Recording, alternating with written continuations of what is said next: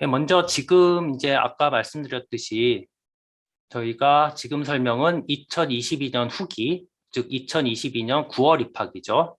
의 일반 전형하고 그리고 2023년 조기, 2023년 전기, 조기 전형, 즉 2023년 3월 입학인데 저희가 이제 미리 우수한 학생을 미리 이제 뽑아놓는 그러한 과정이죠. 그 두 개를 동시에 진행하고 그래서 여기에 대해서 이제 설명을 드리도록 하겠습니다.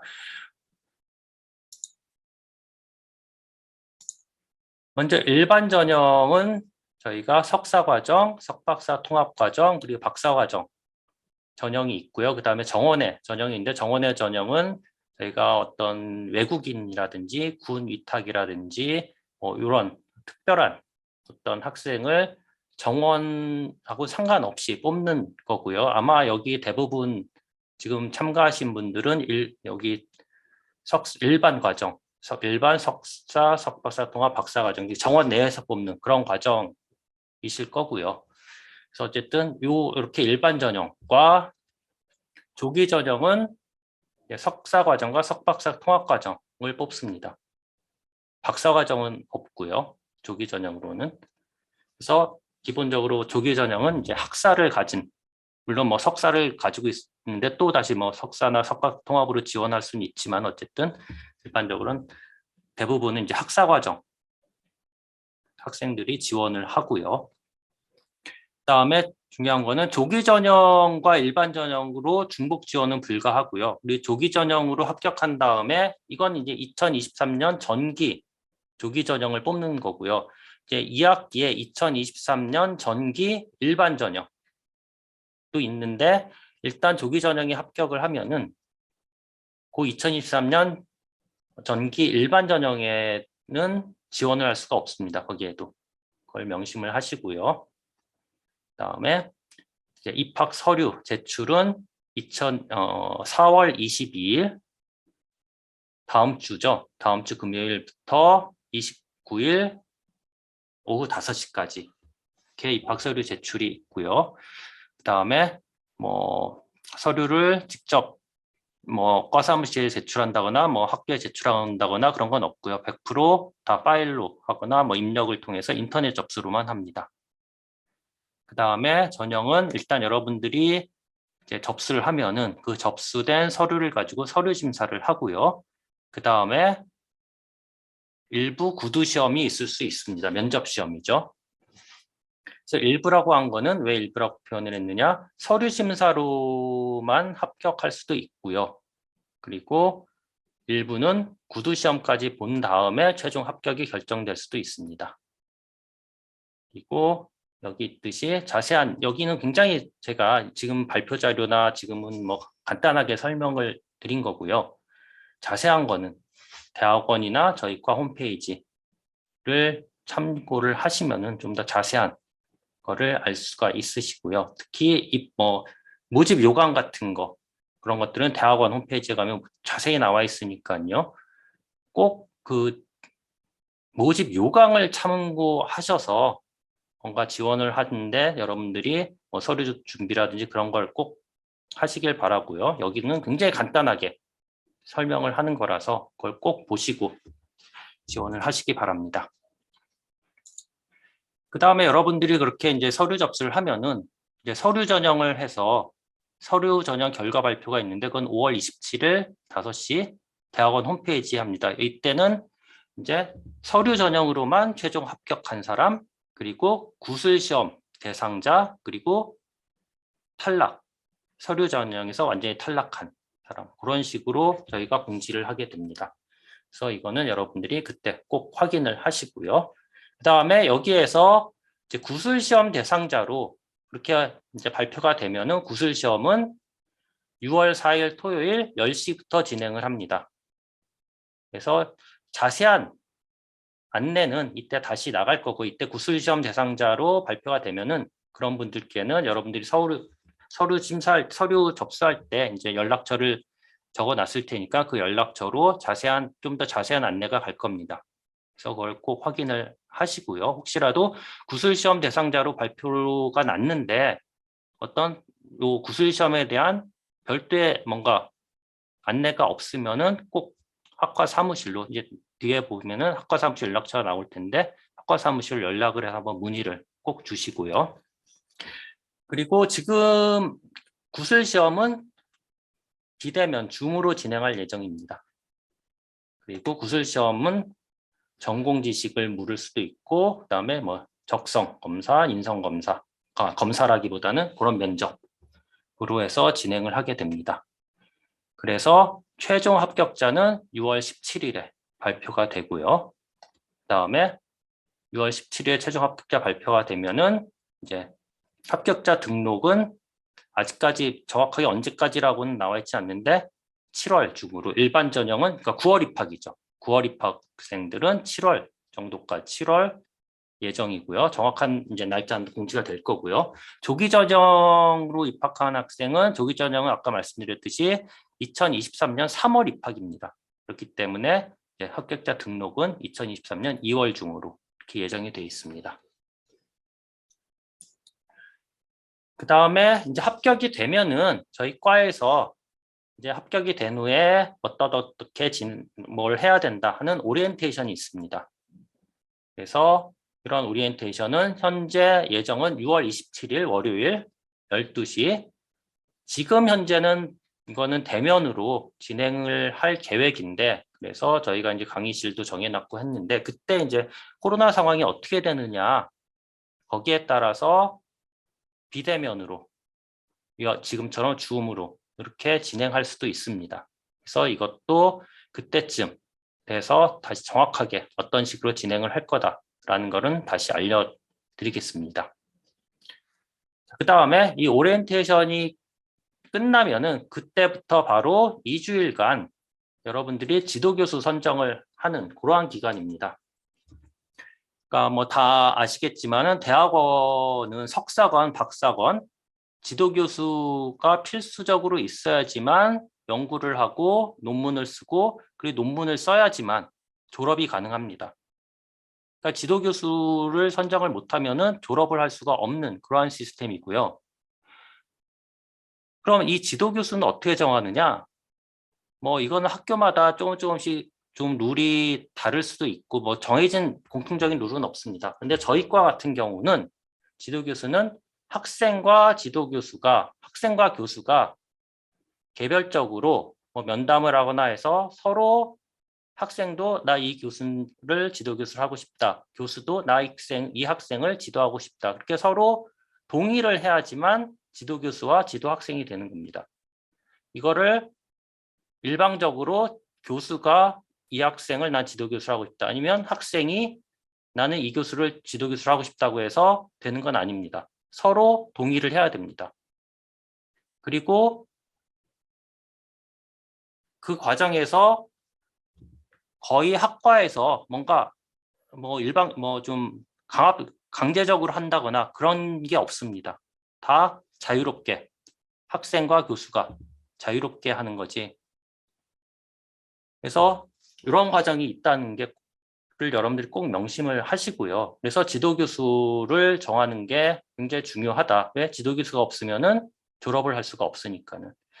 거의 대부분이 이제 입학하기 전에 이 기간 내에 지도교수를 정하고, 그다음에 그걸 이제 그래서 여기서 지도교수를 정하면 그걸 이제 지도교수의 서명을 받아서 학교에 제출을 해야 된다고 하는데 거의 대부분이 이 기간 동안에 이거를 완료를 합니다. 근데 가끔 가다가 이게 안 되는 학생도 있거든요. 좀 뒤에 한다거나 뭐 그렇게. 근데 가능하면 여러분들이 이 기간 동안에 지도교수를 꼭 정해야지 기간이 늦어지면 늦어질수록 지도교수 정하기가 점점 더 어려워집니다. 이미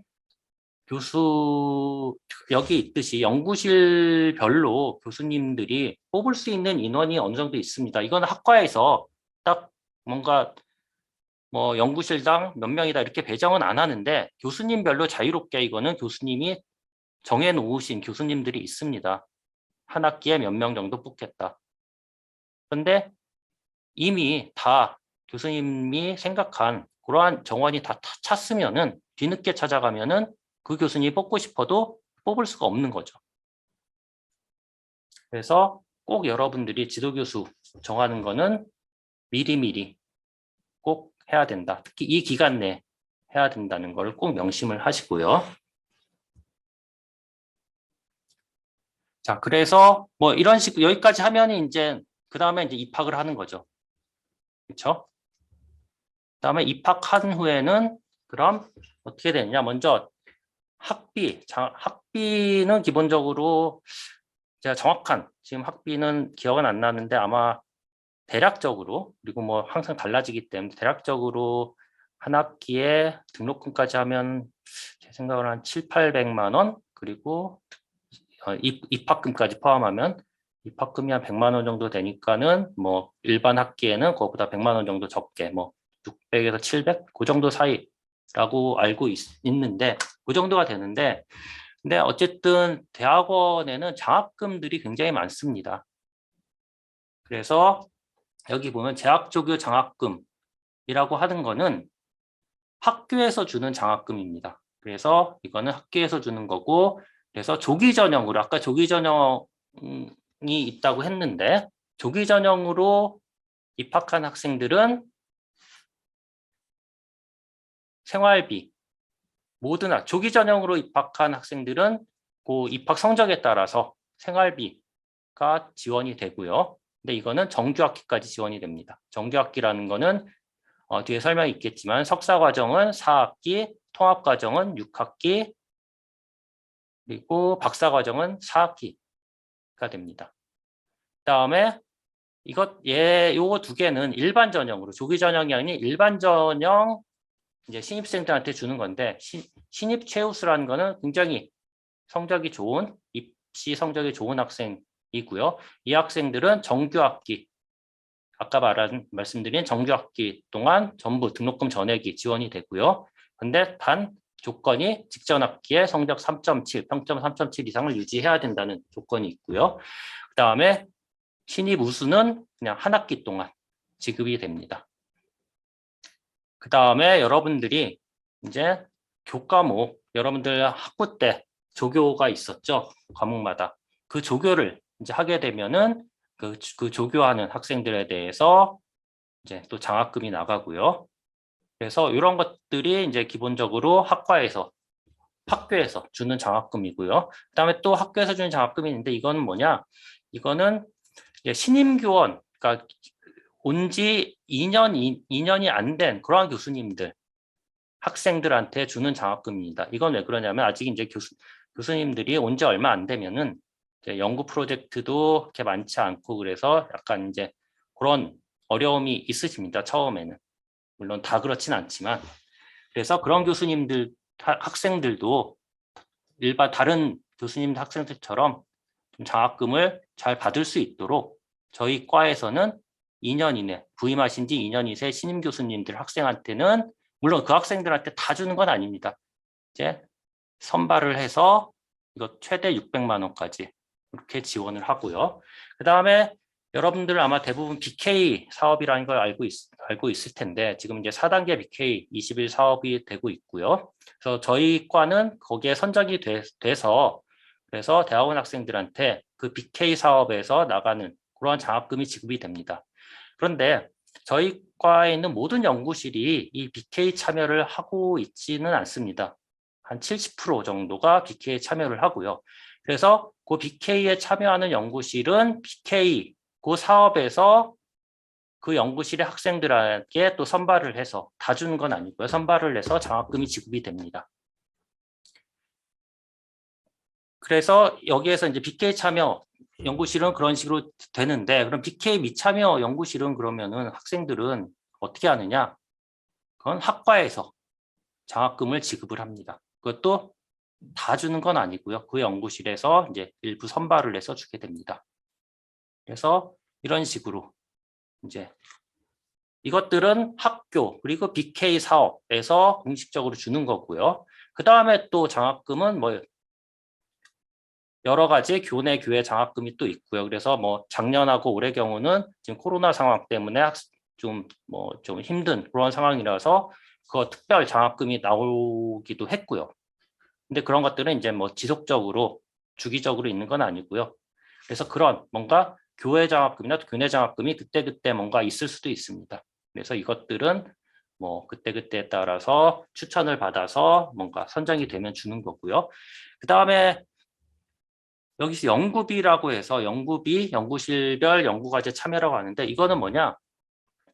각 연구실에서 교수님들이 국가과제나 뭐 산업체 과제, 연구과제를 수행하면서 거기에서 이제 연구과제비가 있으면 거기에서 학생들한테 이제 장학금을 줄 수가 있고요. 그래서 거기에 그걸로 해서 받는 그러한 장학금이 됩니다. 근데 이거는 각 연구실마다 다 다릅니다. 이거는 각 연구실마다 뭐 누구한테 주고 얼마나 주고 그런 것들이 다 달라서 이거는 이거에 대해서는 각 연구실별로 여러분들이 혹시 궁금하다면은 알아보셔야 됩니다. 이거는 연구실마다 상황이 다르다.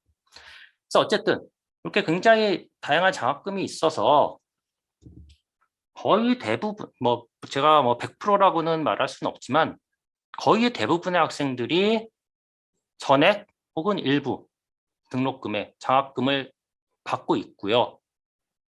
굉장히 많은 학생들이 굉장히 많은 퍼센티지 학생들이 받고 있습니다. 거의 대부분이라고 할 수 있을 정도로. 그리고 또 대부분이 등록금 이외에 생활비까지도 지원을 받고 있습니다.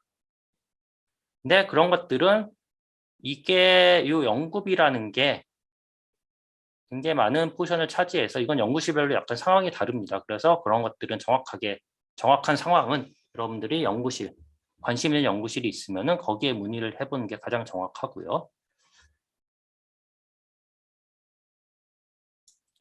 그다음에 이거는 이제 저희 BK 사업 이제 소개인데 저희가 이제 4단계 BK 사업에 선정이 돼서 아까 말했듯이 여기에서 굉장히 많은 저희가 연구비를 받고 있습니다. 그래서 여기 뭐 연 58억 정도 저희가 받고 있고요. 그 중에서 거의 60% 정도, 그러니까 뭐 한 30억 정도, 뭐 60%니까 30억 이상이겠죠.를 연구 장학금, 즉 학생들 장학금, 아까 BK 장학금이라고 한 거기에서 저희가 쓰고 있고요. 그래서 굉장히 많은 학생들이 여기에서 장학금을 받고 있고, 그 다음에 국제화 예산이라고 해서 이것들은 뭐 여러분들이 뭐 학회를 간다든지 외국 국제 학회를 간다든지 아니면 연수를 간다든지 뭐 1년 혹은 6개월 동안 외국 학교에 가서 연구를 한다든지 그런 것들을 서포트해 주는데 많이 사용을 하고 있습니다. 그래서 이와 같이 우리가 BK 사업을 하고 있다라는 거고요. 그다음에 그럼 학위를 받으려면은 어떻게 해야 되느냐? 저희 입학을 한 다음에 졸업을 해야 되는데 졸업을 하려면 요건이 있는데 그 졸업 요건을 채워야지만 여러분들이 학위를 받고 졸업을 할 수가 있습니다. 그리고 아까도 말씀드렸듯이 여기에서 지금 설명하는 거는 굉장히 간략하게 중요한 것들만 지금 설명을 하는 거고요. 자세한 거는 여러분들이 여기 대학원 홈페이지나 과 홈페이지를 참고해서 내규라든지 학칙 그거를 참고하셔서 정확한 룰은 규칙은 그거를 참고하셔서 아셔야 되고요. 여기에는 간단하게 그냥 중요한 것들만 설명을 하도록 하겠습니다. 먼저 석사 과정은 아까 정규학기라고 있다고 했는데 정규학기가 4학기입니다. 이 정규학기라는 거는 풀로 여러분들이 등록금을 내고 그 다음에 수업을 마음대로 들을 수 있는 그런 학기입니다. 그래서 4학기고요. 그래서 이때 또 이 4학기 동안은 여러분들이 정식 등록을 해야 되고요. 그리고 일반적으로 대부분은 이제 석사 과정은 4학기 안에 졸업을 하죠. 많은 경우가. 그런데 어쨌든 이때 못하면은 최대 8학기까지는 다닐 수가 있다. 이 안에 졸업을 할 수는 있다. 그리고 또 자격시험 합격, 자격시험이라는 게 있는데 그건 저희 과 같은 경우에는 종합시험이라고 해서 있고 그다음에 영어가 있는데 그걸 합격하면 여기에서 또 2년까지 연장이 가능하다. 이거는 뭔가 여러분들 특별하게 연장 요청을 해야 됩니다. 어떤 사유서를 적어서 뭐 이렇게도 할 수 있다. 그리고 중간에 휴학은 2년 동안 할 수 있다. 이거고요. 어쨌든 기본적으로는 4년 안에는 졸업을 해야 된다. 그리고 특별한 경우에는 사정이 있을 때는 2년 연장 가능하다는 거고요. 그다음에 어쨌든 수업을 또 여러분들 들어야 되는데 30학점 이상을 이수를 해야 됩니다. 과목마다 약간씩 다른데 기본적으로 여러분들도 학부 때 그렇죠? 뭐 1학점짜리 수업도 있고 2학점짜리도 있고 3학점짜리도 있고 그랬죠. 대부분이 3학점이었죠. 그렇죠? 대학원도 마찬가지로 대부분은 3학점입니다. 그리고 뭐 2학점짜리가 있긴 한데 어쨌든 대부분 3학점이고 그래서 3학점 기준으로 하면은 10과목이 되겠죠. 그렇죠? 그리고 이 중에서 전공은 21학점 이상을 들어야 된다. 그리고 학점은 3.0 이상을 받아야 된다는 거고요. 그리고 여기서 이제 졸업 논문을 다 써야겠죠. 여긴 지금 졸업 논문 얘기는 없는데 졸업 논문을 써서 그게 통과가 돼야 됩니다. 그래서 여기 논문 제출 시한이라고 했는데 그래서 이런 것들을 다 만족하면 이제 논문을 여러분들이 제출을 해서 석사 학위 논문을 제출해서 그 심사를 받아서 통과를 해야지 이제 학위를 받게 되겠죠. 그다음에 통합과정은 정규학기가 6학기 3년이고요. 그다음에 최대 16학기 8년까지 여러분들이 다닐 수 있고 이것도 사정이 있으면 2년 연장 가능하고요. 휴학기간은 3년, 그리고 통합과정은 54학점을 이수를 해야 됩니다. 그리고 그중에서 36학점은 전공, 그 다음에 성적은 3.0 이상 유지를 해야 되고요. 박사과정은 정규학기가 4학기, 그 다음에 14학기 이내에 졸업을 해야 되고 마찬가지로 2년 연장 가능하고 일반 휴학기간은 3년까지 가능하고 학점은 30학점 을 들어야 되고 그중에서 21학점은 전공을 들어야 된다. 얘도 마찬가지로 3.0 이상을 해야 된다. 이거는 기본적으로 이건 대학원의 룰입니다. 졸업을 하기 위한. 그리고 아까 말씀드린 여기에서 이제 학위 논문을 다 써서 통과를 해야 되는 거는 뭐 다 공통적으로 있고요. 그럼 이것만 만족하면 졸업을 하느냐? 이거는 대학원, 저희 학교 대학원의 룰이고 저희 과의 룰이 또 있습니다. 또 이걸 만족해야 된다는. 그래서 졸업 요건은 석사과정은 여러분들이 논문을 써서 국내의 전문 논문지라든지 학술대회에 발표를 해야 된다. 혹은 특허 출원을 해야 된다. 석사과정은. 이게 있고요. 박사과정은 통합도 마찬가지예요. 통합은 박사학위를 받는 거니까요. 4편 이상. 국내 논문제 4편 이상인데 이 중에서 2편 이상은 SCI, 여러분들 SCI라고 많이 들어봤죠. SCI급 논문에 2편 이상은 포함이 돼야 된다. 그리고 외국어로 진행되는 국제학술대회에서 2편 이상 발표를 하거나 국제학술대회 1편 혹은 출원 1건을 해야 된다. 이게 저희 과의 졸업 요건입니다. 학위를 받기 위한. 그다음에 여기 뭐 4편이라고 그랬는데 이거는 어떤 논문이야? 이건 여러분들이 지금 들어도 아마 잘 모를 텐데 논문지도 좀 좋은 논문지가 있고 약간 좀 안 좋은 논문지가 있는데 그래서 4편이라는 거는 4편이라는 걸 정할 때 저희가 좋은 논문지는 뭐 2편, 뭐 3편 이런 식으로 인정을 해주고 좀 안 좋은 논문지는 0.5편, 뭐 0.75편 이런 식으로 저희가 가중치를 둡니다. 그래서 좋은 논문 하나 쓰면은 하나만으로도 졸업도 가능하다. 그렇게 알아두시면 되고요. 말했듯이 이것도 그냥 아주 중요 부분만 딱 발췌해서 나온 거고요. 정확한 저희 학과의 졸업 요건은 내규집을 꼭 참고하셔야 되고요. 그리고 학교 룰에 비해서 학과 룰은 좀 바뀔 수가 있습니다. 그래서 이것들은 지금 현재 지금 이거 말씀드리는 거 그리고 학과 홈페이지에 있는 거는 현재 룰이고요. 이게 뭐 나중에 좀 바뀔 수도 있고 그래서 그것들은 여러분들이 그때그때 확인을 하셔야 되고요. 그 다음에 저희 학교에서는 학부대학원 연계과정이 있는데 이건 이제 저희 연세대학교 학부과정 학생들한테 이제 해당이 되는 거고요. 그래서 학부랑 석사과정 혹은 통합과정을 연계해서 저희가 그런 식으로 해서 다닐 수가 있고요. 그래서 이거는 학부 2학년을 학부 2학년을 수료하고 3.3 이상인 연세대학교 학부생들만 지원할 수 있고요. 지원 가능한 기간은 4학기 후 그리고 7학기 전까지고요. 그래서 이런 식으로 하면은 장학금도 주고 그리고 뭔가 학위 기간을 일반적으로는 단축도 가능합니다. 물론 대학원이라는 게 학위 기간이라는 게 딱 정해져 있는 건 없습니다. 그렇죠? 그래서 자기가 얼마나 잘하느냐에 따라서 빨리 졸업도 할 수 있고 뭐 늦게 졸업도 할 수 있는 건데, 근데 일반적으로는 이런 식으로 연계 과정으로 하면은 이제 취득 기간을 줄일 수 있고요. 그 다음에 장학금까지 지급을 받게 됩니다. 그래서 이거는 뭐 지금 당장 여러분들이 신청을 하는 건 아니고요. 여기 보면 신청서는 뭐 내년 1월 초 정도에 이제 다시 공지가 날 거고요. 그래서 혹시 여기 저희 연세대학교 학부생들 중에 관심 있는 학생이 있으면은 이 일정 같은 걸 보고 대학원 홈페이지를 좀 그때쯤에서 한번 보면은 정확한 일정 같은 건 이제 그때 나올 겁니다. 자, 이상으로 저희가 이제 입학을 해서 입시를 치르고 입학을 해서 졸업까지의 과정을 간략하게 이제 설명을 드렸고요. 그다음에는 이제 여러분들이 대학원을 오는 거는 단지 수업만 듣는 건 아니죠. 그렇죠? 수업만 들으러 오는 게 아니라 수업보다는 이제 연구를 하기 위해서 오는 건데요. 그래서 저희 과에 어떠한 연구 분야가 있는가에 대해서 소개를 드리도록 하겠습니다.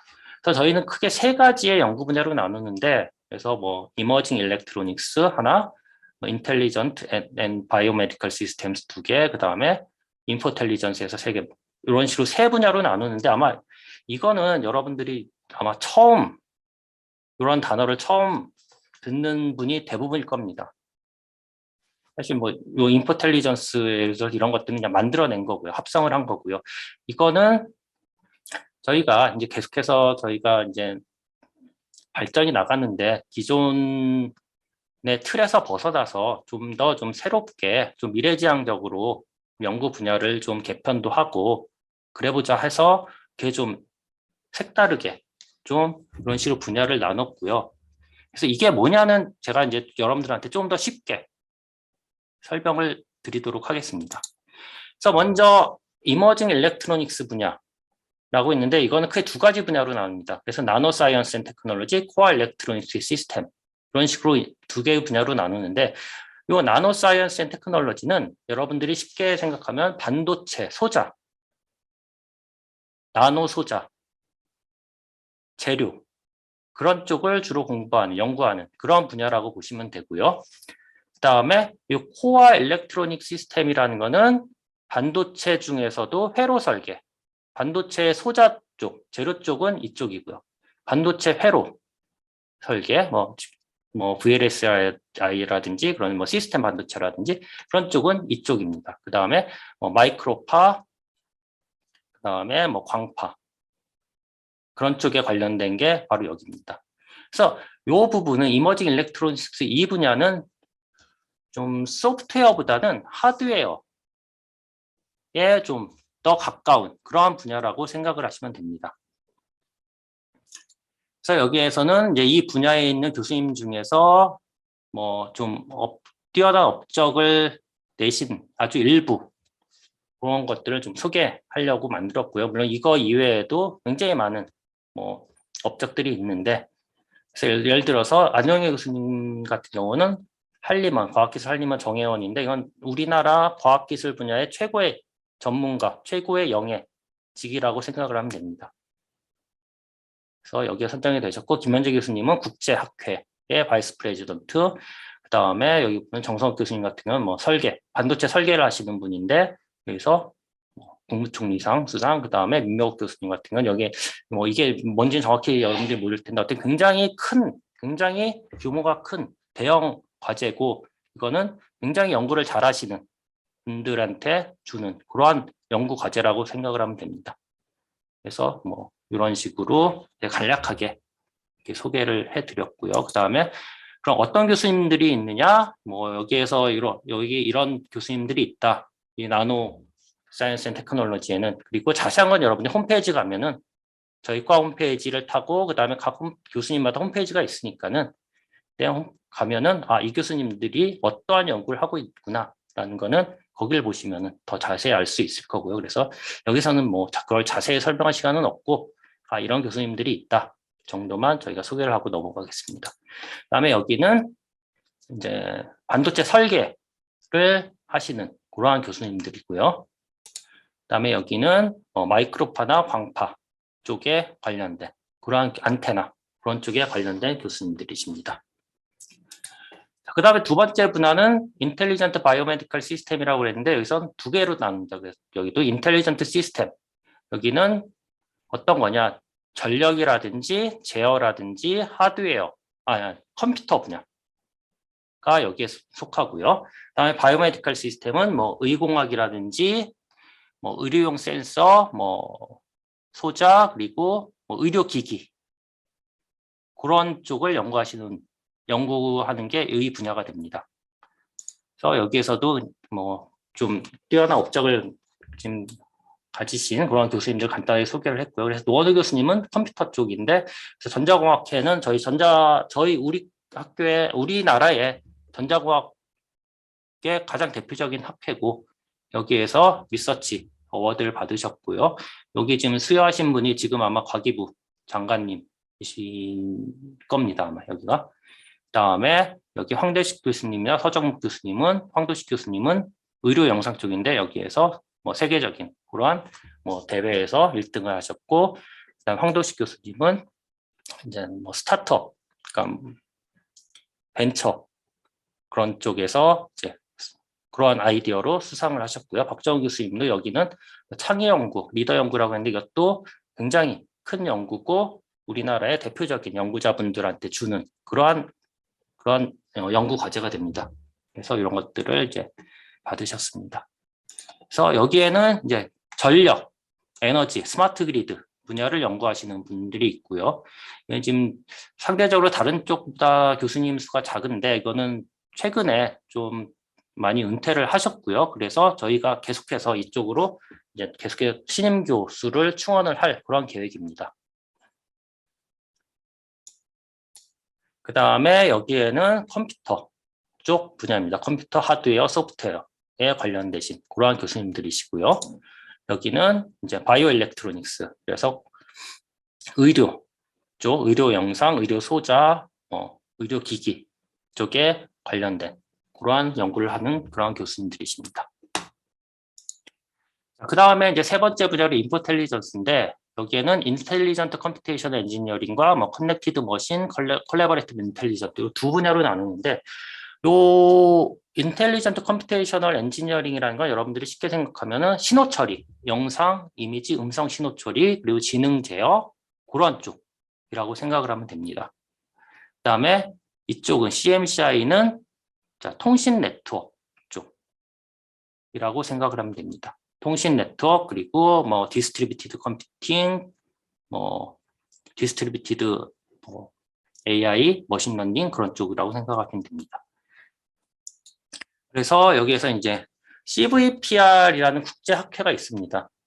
이거는 컴퓨터 비전 패턴 인식 영상 쪽에 굉장히 좋은 그러한 학회고요. 그리고 이거는 매년 여기에 우리 과에서는 몇 편 발표했다. 그게 이제 뉴스가 될 정도로 굉장히 좋은 학회고, 그거를 저희가 작년에 저희 학교에서 총 20편의 논문을 발표해서 아마 이게 국내에선 제일 많이 발표한 거라고 제가 알고 있고요. 그 중에서 이제 11편이 저희 과에서 나왔고요. 그다음에 또 이 학회에 한범석 교수님이 이 학회 에어리어 체어가 되셨는데 이거는 이 학회에서 굉장히 중요한 역할을 한다는 거고요. 그 말은 이 분야에서 연구력을 인정받으셨다는 거죠. 전 세계적으로. 그렇기 때문에 이 학회에서 굉장히 중요한 역할을 맡으셨고요. 그다음에 최소영 교수님도 굉장히 큰 과제를 따셨고, 정정문 교수님은 장관상을 수상하셨고, 그래서 홍대식 교수님은 IEEE 펠로우. IEEE는 전기전자 학회죠. 전 세계적으로 가장 대표적인 전기전자 학회고, 여기에 펠로우는 이 중에 0.1% 이내에 드는 그러한 연구력을 가진 그러한 교수라는 걸 인정을 한 겁니다. 전 세계적으로. 이렇게 했고, 그 다음에 여기 교수님들은 주로 이제 영상 처리 아니면 지능 제어 쪽에 관련되신 그러한 교수님들이 되고요. 그 다음에 여기는 통신 쪽. 여러분들이 학부 때 통신을 아마 통신하고 네트워크 두 개가 나눠져서 아마 있었을 텐데, 수강을 하고 그랬을 텐데, 여기는 피지컬 레이어 통신 쪽을 주로 담당하시는 분들이고요. 여기는 네트워크, 약간 상위 레이어, 통신 네트워크 중에서 네트워크 쪽, 그리고 보안 쪽을 담당하시는 그러한 교수님이십니다. 그래서 이상으로 저희 이제 연구 분야랑 교수님들 소개를 마치고요. 그 다음에 여기에 많은 학생들이 저희 이제 연세대학교 학부생이고, 그 다음에 뭐 타교 학생들도 있을 텐데, 타교 학생들도 저희 과에 관심이 있었으면 계속해서 저희 뭐 학과 홈페이지라든지 그런 걸 통해서 그 어떤 교수님이 있는지 아마 계속해서 살펴봤을 텐데, 근데 이제 온 지 얼마 안 되시는 신임 교수님들은 아마 잘 모르는 그런 학생들이 많을 것 같아서 신임 교원 소개를 하는 그러한 시간을 이제 가질 거고요.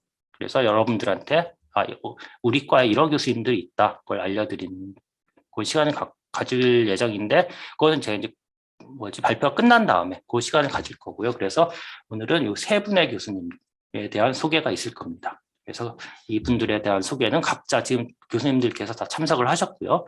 각자 교수님들께서 이제 본인이 소개를 하실 예정입니다. 그 다음에 이제 졸업한 다음에 저희가 이제 어떤 진로가 있느냐, 뭐 거의 대부분 많은 학생들은 대기업에 이제 취직을 한 대기업이나 뭐 연구소, 국제연구소에 취직을 하고요. 그리고 이제 국내외 교수로도 많이 갑니다. 그래서 여기에는 저희가 이제 국내외 교수로 임명된 그러한 예를 몇 개를 가져왔습니다. 그래서 2022년에는 이렇게 저희가 국내 교수로 임명된 졸업생들이 있고요. 물론 이게 다는 아닙니다. 이거는 그 일부고요. 그 다음에 2021년에는 이렇게 있고요. 그 다음에 2020년에는 이렇게 있습니다.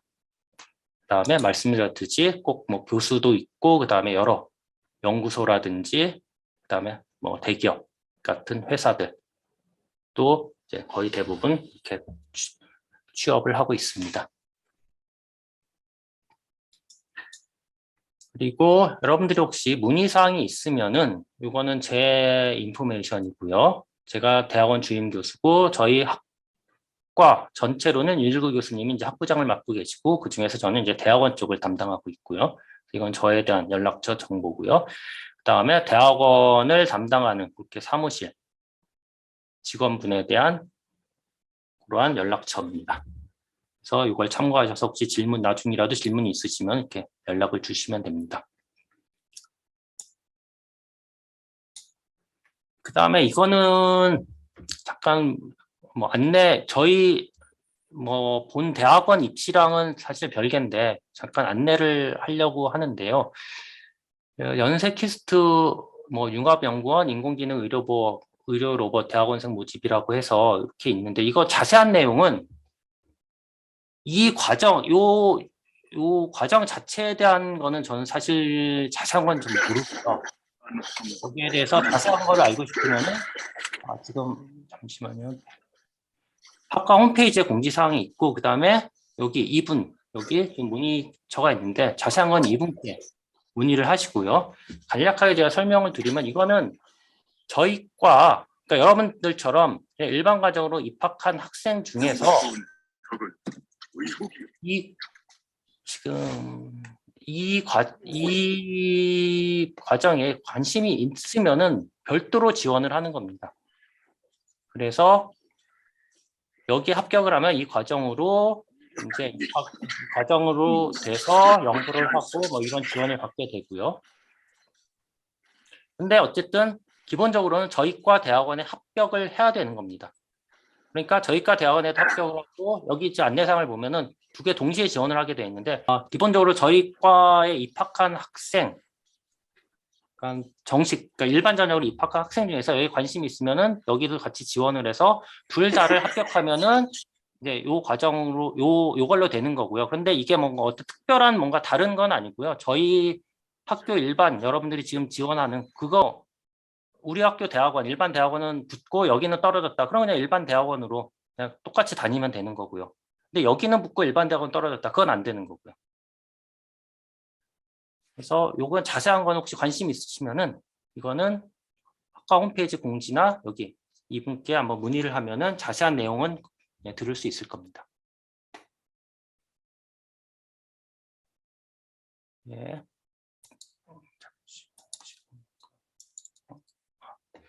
그 다음에 여러분들이 이제 이걸 접수할 때 여러 이제 질문을 했는데 그 중에서 이제 대표적인 거 몇 개만 일단은 제가 먼저 대답을 해드리고요.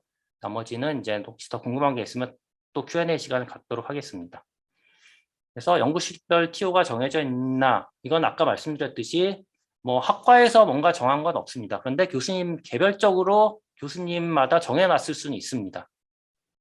그러니까 그거는 각 연구실 교수님께 확인을 해야 되고요. 입학 전 사전 컨택은 필수적이냐? 필수는 아닙니다. 그리고 이 사전 컨택이 뭐 입시에 뭔가 영향을 주거나 그건 아닙니다. 그렇지만 아까 말씀드렸듯이 지도교수를 정하는 게 굉장히 중요하고요. 그리고 이미 그 그 교수님이 이미 학생들을 다 뽑아놨다, 지도교수. 그리고 더 이상 그 연구실에서 TO가 없다. 그러면은 내가 가고 싶어도 갈 수가 없는 거죠. 그러니까 지도교수를 정하기 위해서는 가능한 한 여러분들이 교수님께 좀 일찍 컨택을 해서 나 교수님 연구실에 관심이 있다. 그래서 연락을 해놓는 거는 좋습니다. 그런데 그게 필수도 아니고 그렇다고 해서 그게 뭔가 입시에 영향을 주느냐? 그건 아닙니다. 다음에 대학원 진학을 위해 무엇을 준비하면 될까? 이건 아마 지금 당장 지금 이번에 지원할 학생은 아니고 아마 지금 좀 저학년인데 대학원에 관심이 있어서 아마 질문한 것 같은데 가장 중요한 거는 여러분들이 이제 학부 생활을 열심히 하는 거죠. 그래서 성적 잘 받아놓고 전공 지식을 잘 만들어 놓고 그렇죠. 그리고 또 중요한 거는 내가 대학원은 여러분들이 연구실을 정해서 연구 분야를 정해야 되잖아요.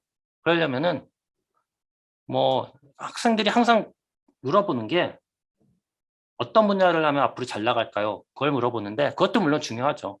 그렇지만 더 중요한 건 내가 재밌게 할 수 있는 분야. 그게 중요하죠. 그러니까 학부 때 수업을 들으면서 여러분들이 나는 이런 분야, 예를 들어서 뭐 실험 위주로 하는 분야가 좋다. 아니면 컴퓨터 코딩하는 그런 위주로 하는 분야가 좋다. 이건 하는 예인데 아니면 나는 뭐 수학 같은 걸 푸는 분야가 좋다. 이게 사람마다 다 성향이 다르거든요. 그러니까 그런 내 성향이 뭔가, 내가 관심 있는 분야, 내가 재밌어할 분야가 뭔가, 그거를 이제 해놓는 거죠.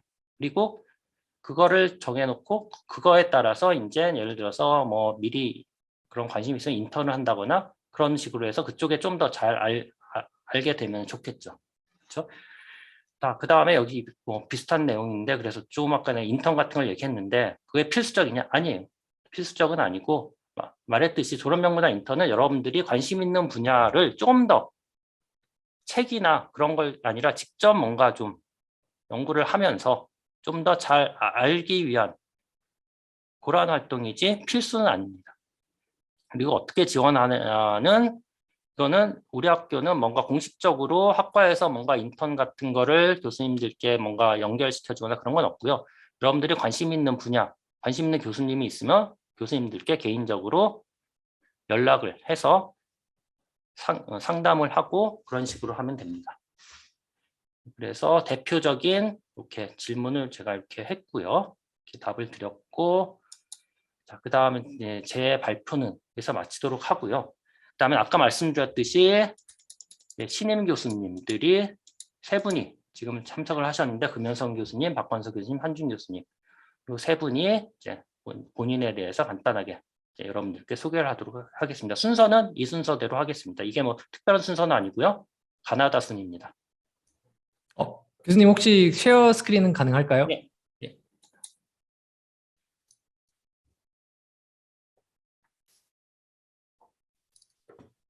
네, 그럼 저부터 시작하겠습니다. 안녕하세요. 그 채팅창에 익숙한 이름이 소개를 하겠습니다. 지금 화면이 보이는 건가요? 화면이 안 보이나요? 잠시만요. 제가 잠시만. 제 줌이 약간 예, 지금 안 보이고 있습니다. 지금 잠시만요. 옵션을 다시 한번 해보세요. 이렇게 옵션.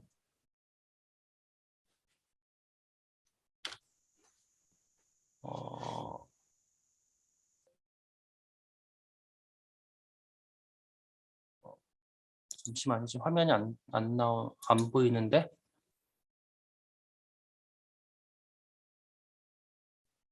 네, 혹시 연결 문제면은 다른 분이 먼저, 그럼 박관석 교수님 먼저. 네, 알겠습니다. 제가 먼저 하면은 될까요? 예, 예, 예. 예, 안녕하세요. 저는 따로 자료는 지금 준비가 안 돼 있어서 이제 말씀드리도록 하겠습니다. 안녕하세요. 저는 올해 3월부터 연세대학교 조교수로 오게 된 박관서입니다. 저는 시스템 반도체 공학과에서 학부를 맡아서 하고 있고, 이제 전기전자공학부는 대학원을 맡아서 하고 있습니다. 그래서 여러분들께서 대학원을 진학하는 데 있어서 제 연구실도 관심을 가져줬으면 좋겠고요. 그래서 제 연구실은 아까 그 자료에서도 이제 써 있었던 것처럼 이제 혼성 신호 IC 설계 연구실입니다. 그래서 제 연구실에서 하는 주된 연구는 아날로그 회로와 이제 디지털 회로를 활용을 해서 이제 어떤 유용한 회로 그리고 시스템을 설계를 하고 그리고 칩으로 제작을 해서 검증을 하는 그런 연구를 하고 있습니다. 그리고 그 중에서도 이제 고속 신호 송수신을 위한 회로들의 활용이 되는 그런 회로 기술들을 연구를 주로 하고 있습니다. 그래서 자세한 연구 내용은 제 웹사이트에 방문을 하셔서 보시면은 좋겠고요. 그래서 학부생분들께서 이제 이해하시기는 이제 그런 연구 내용들이 사실 어렵기 때문에 그래서 회로 설계를 하는 연구실이라고 생각을 해주시면 될 것 같고, 그리고 학부 수업 중에 뭐 회로 이론이나 뭐 전자회로 같은 수업에서 흥미를 느끼셨다면은 저를 찾아와서 같이 얘기를 해보면은 좋을 것 같습니다. 그래서 연락을 주시면은 따로 면담을 각자 다 할 수 있도록 하겠습니다. 그래서 많은 관심 가져주시면은 감사하겠습니다. 네, 감사합니다. 예, 감사합니다. 그 다음엔 한준 교수님. 예, 제가 잠깐 화면 예, 공유하겠습니다. 예, 보이시나요? 예, 잘 보입니다. 예, 여러분 안녕하세요. 저는 전기전자공학부에 작년 8월, 9월에 임용된 한준이라고 합니다. 그리고 우리 연구실 이름은 사이버 피지컬 시스템 앤 시큐리티, 사이버 물리 시스템 및 보안 연구실이고 줄여서 사이파이 연구실이라고 합니다. 여기는 이제 저희 sci-fi-lab.org를 들어가시면 우리 홈페이지가 나오고요. 저희 홈페이지 스크린샷을 캡처한 내용입니다. 그래서 우리 연구 분야는 크게 볼 때 이제 센싱 시스템과 보안의 접목점을 이제 연구한다고 보면 되겠는데요.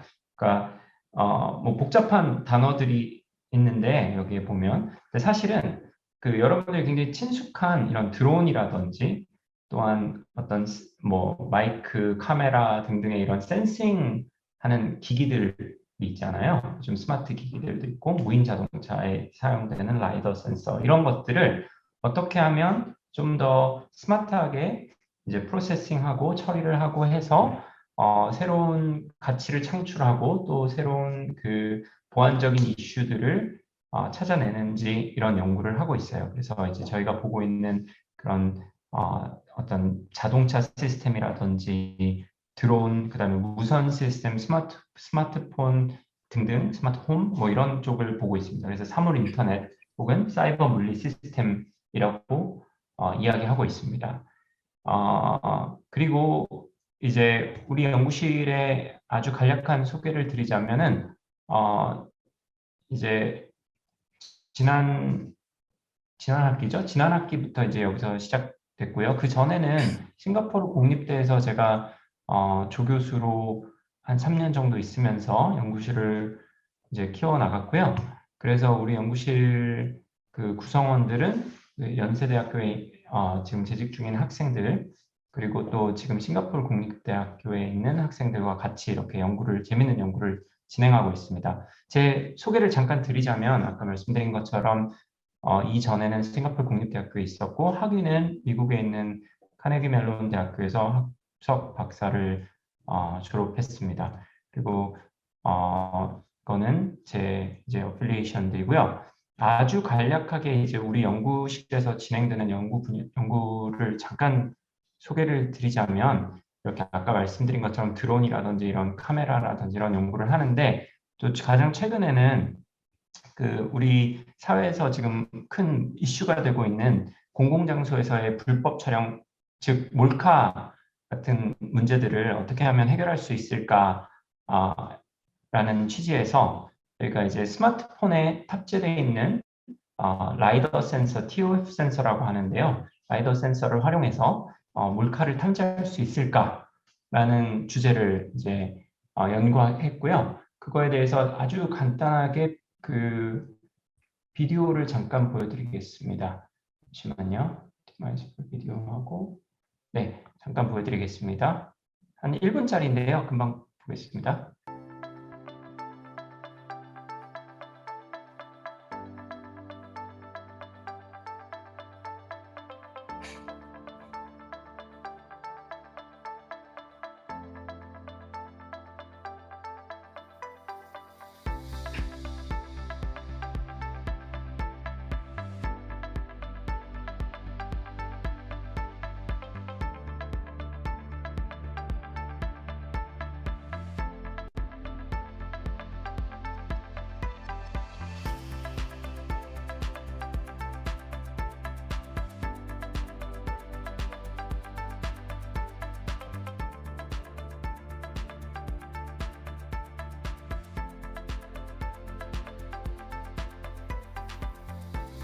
We designed an app called LAPD, or Laser Assisted Photography Detection, which is just a long way of saying we use laser sensors on some of the modern smartphones to find hidden cameras. So we shine a light, this laser light on hidden cameras, and they return a really bright reflection, and it tells you where the hidden cameras are. And that's basically what our work is. The plan for the app is basically three things. So first is we want to open source it, so let people have a look at the code, improve it themselves, make their own versions. Secondly, we also want to actually improve it using stuff like the flashlight on your smartphone, which can actually make this whole system a little bit better. And lastly, hopefully we can just release it to the world as a whole and just let anyone that has this laser sensor on their phone use the app freely. To me, this is kind of like a public service, or like a public safety situation. So that's something worked on. We just submitted and got accepted into Census 2021. And we're really excited about this work because we hope that this can push public safety a little bit further forward. 예. 그래서 여기까지 이제 제 발표를 마치겠습니다. 혹시 관심 있으신 분들은 제 이메일로 연락 주시면 감사하겠습니다. 네, 감사합니다. 예, 감사합니다. 자, 금현성 교수님. 네. 죄송합니다. 줌이 요즘에 계속 터져가지고 예, 잘 보입니다. 일단 비디오는 끄고 진행하겠습니다. 네. 제 소개를 하자면 이제 저번 학기에 한준 교수님이랑 같이 임용이 됐고 학위는 뭐 이런 데서 받았고 삼성에서 좀 일하다가 MIT에서 포닥으로 4년간 일하다가 이제 연세대로 오게 되었습니다. 제 연구 분야는 정통 반도체 소자였지만 이제 MIT에서 조금 더 차세대 반도체 쪽으로 연구를 진행하고 제가 드라이브 하고자 하는 방향은 이 그룹의 방향은 그 기존의 반도체 재료들을 굉장히 얇고 플렉시블하게 만들어서 걔를 차세대 반도체 물질, 2차원 소재들, 물질들이랑 같이 결합을 하고 추가로 이제 이 두 개의 물질들을 활용해서 굉장히 어드밴스드된 그 반도체 디바이스를 만들어서 이런 모든 물질들, 반도체 물질들을 활용해서 굉장히 많은 종류의 소자를 만들 수 있거든요. 뭐 전기 소자가 될 수도 있고, 광 소자가 될 수도 있고, 아니면 뭐 센서, 전부 다 만들 수 있는데 이런 거를 이제 한 플랫폼에 헤테로 인테그레이션을 해서 굉장히 뭐 파워 전력 소모도 적고 기능도 많고 다기능 그리고 초소형 굉장히 작은 이런 차세대 반도체 소자를 만들고자 합니다. 그래서 어플리케이션은 그 바이오, 뭐 스킨 일렉트로닉스 이런 데서도 지금 적용을 하고 있고요.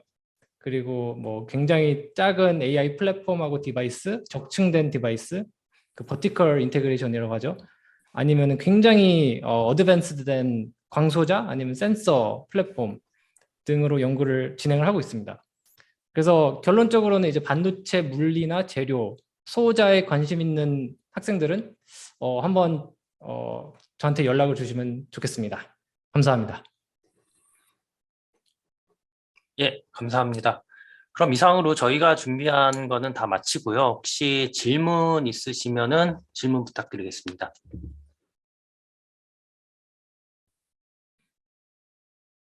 네, 안녕하세요. 혹시 지금 말씀 들리나요? 예. 네, 기존에 현대자동차 계약학과도 지원을 하려고 생각을 했었는데 거기 보니까 전기전자공학부랑 교수님이 겹치는 분이 계셔가지고 혹시 그 과정이랑은 중복으로 지원 가능한지 궁금합니다. 어, 제가 오재현 선생님 혹시 답을 주실 수 있으신가요?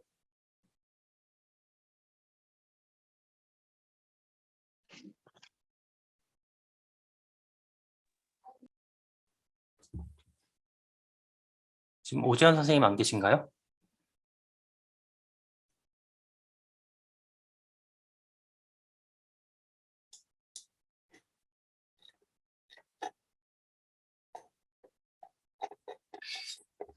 그거는 저기 사무실 오재현 선생님께 아까 있었던 오재현 선생님께 한번 문의를 해보시는 게 좋을 것 같은데요. 제가 지금 그거는 정확하게 지금 파악을 못하고 있어서요. 네, 알겠습니다. 감사합니다.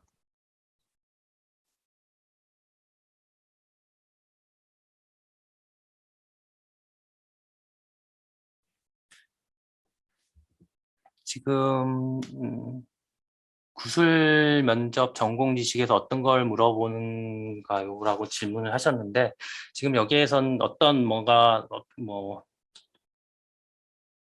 걸 물어본다든지 그런 것들은 지금 입시에 그러니까 시험에 관련된 거는 저희가 대답을 해드릴 수가 없고요. 그래서 그거는 지금 여기 참가 안 하신 분도 있고 그러니까는 참가 안 하신 분들한테는 뭔가 좀 언페어한 그런 지금 질문이 돼서 이런 것들은 저희가 지금은 대답해 드릴 수는 없습니다.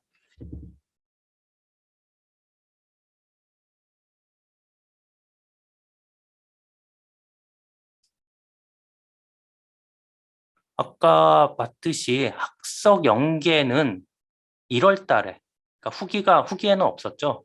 그렇죠? 그러니까 1월 달에 지원을 하는 거고요. 제가 이거 뭐 재수강을 통해서 만회할 수 있냐? 이거는 학교에 정확한 거는 이런 것들은 학교에 정확하게 그 담당자한테 물어보는 게 좋을 것 같고요. 제가 이런 규정 하나하나를 지금 다 파악하는 게 아니고 여기에서 제가 이런 것들 잘못 여러분들한테 말씀드리면은 오히려 대답을 안 한 것보다 못한 경우가 있어서 이런 세세한 규정은 학교 담당자에게 물어보는 게 제 생각엔 더 좋을 것 같습니다. 석사, 석박 동안 경쟁률은 사실 굉장히 좀 편차가 큽니다. 그래서 이번에는 어떻게 될지 사실은 좀 예측은 할 수가 없고요. 항상 굉장히 달라져가지고.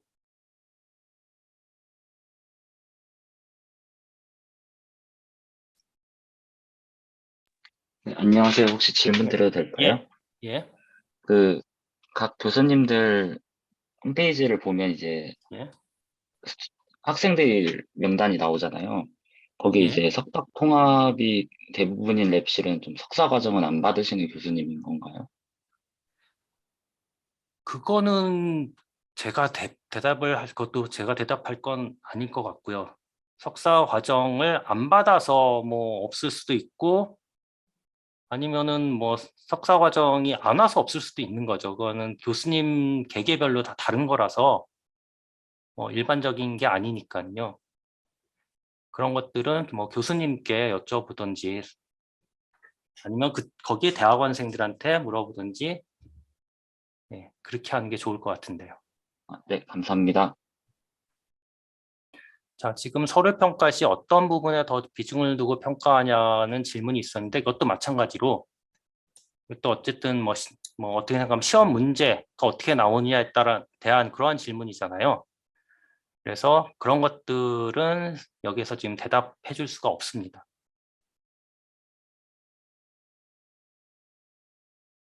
어쨌든 제가 대답할 수 있는 건 여러분들이 제출한 서류를 다 종합적으로 판단을 해서 이 학생이 우리 학교 대학원에 와서 우리과 대학원에 와서 좋은 연구를 할 수 있는 학생인지 그거를 이제 기준으로 해서 이제 합격 불합격을 결정을 하는 겁니다.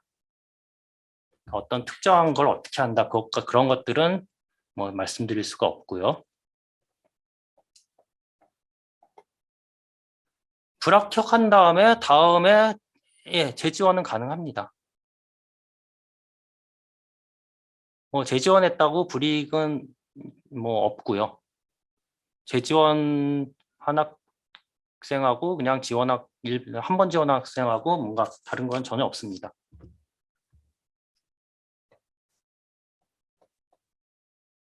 연세 퀴스트 융합연구원 대학원생 모집 일정은 잠시만요.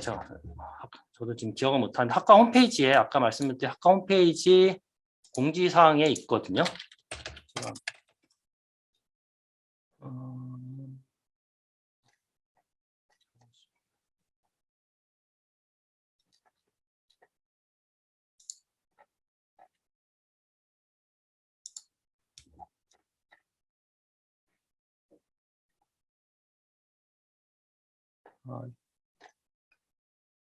여기 보면은 접수 기간은 29일 금요일까지라고 돼 있는데, 그러니까 이거는 어쨌든 자세한 거는 그쪽 관련 자세한 거는 그쪽 담당자한테 문의를 해보세요.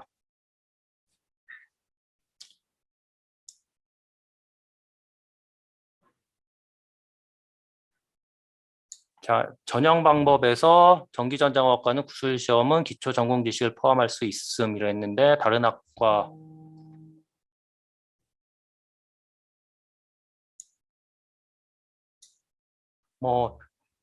제가 다른 학과는 어떻게 하는지 몰라서 다른 학과에 비해서 더 물어보는지 덜 물어보는지는 제가 지금 모르고요.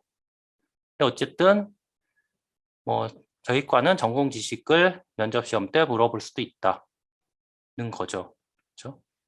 다른 과랑 비교는 제가 할 수는 없고요. 그 과가 어떻게 하는지 모르니까는. 그다음에 2학년이지만 대학원 진학을 희망하고 있는데 학부 연구생. 저는 다 대학부 연구생. 너무 질문이 길어서 타대생 학부 연구생이 가능한지. 자, 이것도 아까 말했듯이 보통 인턴이라고 그러죠. 학부생이 연구실 들어가서 연구를 하고 그러는 거. 그거는 각 교수님마다 개별적으로 진행을 하고 있어서요. 교수님에 따라서는 꼭 연대생 아니라 다른 학교 학생도 인턴으로 이렇게 받는 그런 교수님도 있으실 거고요. 그래서 이거는 각 교수님들께 관심 있는 교수님이 있으면은 그 교수님께 이렇게 문의를 해보는 게 좋고요. 이거는 정해진 룰은 없는 거니까요. 가능은 해요. 가능은 한데 불가능한 건 아닌데 근데 교수님마다 다르기 때문에 관심 있는 교수님한테 문의를 해보라는 거고요. 교수님 컨택과 상관없이 자체적으로 심사를 하는 건가 했는데 교수님 컨택은 아까도 말했듯이 입시랑은 상관이 없습니다. 그러니까 교수님 컨택을 하라는 거는 입시랑 붙고 떨어지고에 상관이 있어서 여러분들한테 하라는 게 아니라 여러분들이 나중에 붙었을 경우에 지도교수를 정하는데 굉장히 중요한데 지도교수를 정하는 게 내가 하고 싶은 분야, 내가 같이 연구하고 싶은 교수님을 지도교수를 하는 게 좋잖아요. 근데 그게 안 될 수도 있어요. 그게 마음대로. 여러분들이 입학한다고 나 입학했으니까 난 이 교수님하고 연구하고 싶어서 입학했으니까 합격했으니까 할 수 있겠지. 그게 아니라고요. 그래서 그걸 위해서 컨택을 하는 거지 입시 심사랑은 상관이 없습니다. 그다음에 학업 및 연구계획서에 글자 제한이 있나? 이거는 제가 이것도 정확하게 지금 기억이 안 나는데 이런 자세한 건 입시 요강을 보면 알 수 있을 거예요. 아마 나와 있을 거예요. 입시 요강을. 아니면은 이런 것들은 그 담당자 입시 요강이라든지 그 안내를 보면은 이건 사실 학과랑은 상관이 없을 것 같고요. 그 대학원 담당자한테 직접 질문을 해보는 게 좋을 것 같고요. 그다음에 공인 외국어 성적은 이게 과마다 다르거든요. 근데 입시 요강에서 보면 알 수 있듯이 저희 과는 외국어 성적이 필수가 아닙니다.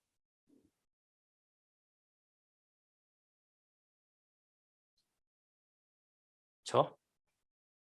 그러니까 외국어 성적을 제출 안 해도 된다는 거죠. 그렇죠?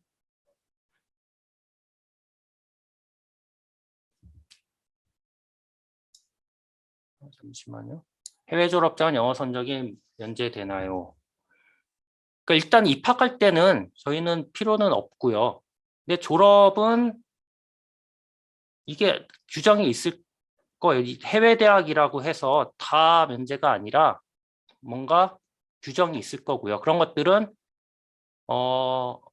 대학원 내규라든지 저희 과 내규에 있을 거고요. 그래서 그거를 보고 보시는 게 가장 좋을 거고요. 아까도 말씀드렸듯이 제가 이런 거 하나하나 다 제대로 대답을 해주면 좋을 텐데 이런 세세한 것들까지는 사실 제가 다 기억을 하지 못하고 있어서 그래서 뭐 정확하게 질문에 대답을 지금 할 수는 없고요. 근데 내규라든지 그런 데 다 제가 본 기억은 나는데 지금은 현재 기억은 안 납니다. 그러니까 그걸 보면은 거기 다 나와 있습니다. 그다음에 학업 및 연구 계획 이건 이승하 교수님이 답을 주신 거구나. 여기 아까 학업 연구 계획서 뭐 작성 분량 거기에 이승하 교수님께서 지금 답을 주셨네요. 네. 이걸 보시면 될 거고요. 자, 구술시험은 비대면입니다. 이번 학기에도 비대면으로 구술시험은 비대면으로 진행할 예정입니다.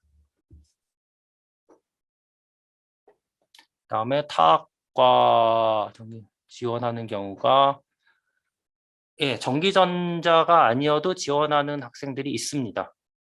이것도 뭐 몇 프로나 뭐 되는지 그런 것들은 제가 정확한 데이터는 없고 지금 그렇지만 있고요. 지원하는 경우가 있고 뭐 저 같은 경우도 뭐 탁과 학생을 뭐 학생으로 받은 경우도 있고요.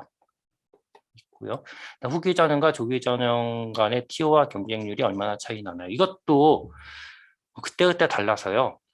근데 일반적으로 저희가 TO가 1년 단위로 내려오는데요. 1년 단위로 내려오는데 그러니까 후기 얼마, 정기 얼마 그게 있는 게 아니라요. 1년 단위로 내려오고 그래서 조기 전형 후기 전형과 조기 전형과의 경쟁률은 제가 이거 경쟁이 얼마나 차이 나는지 정확히는 모르고요. 지금 경쟁률이 얼마나 차이 나는지 이것도 근데 그때그때마다 다른 거라서요.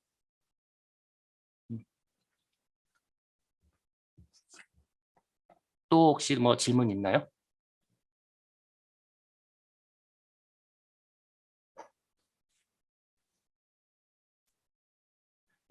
그럼 더 이상 질문이 없으면은 여기서 마치는 걸로 하고요.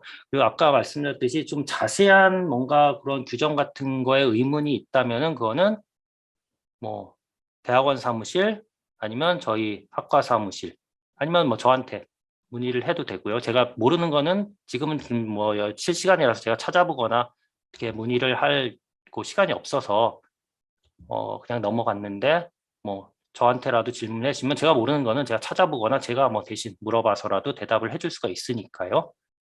그래서 이게 끝나는 후라도 혹시 뭐 지원하는 데 있어서 궁금한 점이 있으면은 이렇게 질문을 해주시면 되고요. 근데 아까도 말씀드렸듯이 뭔가 뭐 면접에 어떻게 나오느냐 뭐 그런 것들, 그러니까 입시 시험이라는 거, 그러니까 평가에 관련된 거는 제가 이제 대답은 해드릴 수는 없고요. 뭔가 프로세스라든지 뭐 그런 것들에 대한 그러한 질문이 있으면은 이제 끝나는 질문을 뭐 해주시면은 최대한 어쨌든 답을 해드리도록 하겠습니다. 더 이상 질문 없으시면은 여기서 마치도록 하겠습니다. 장시간 참여해 주셔서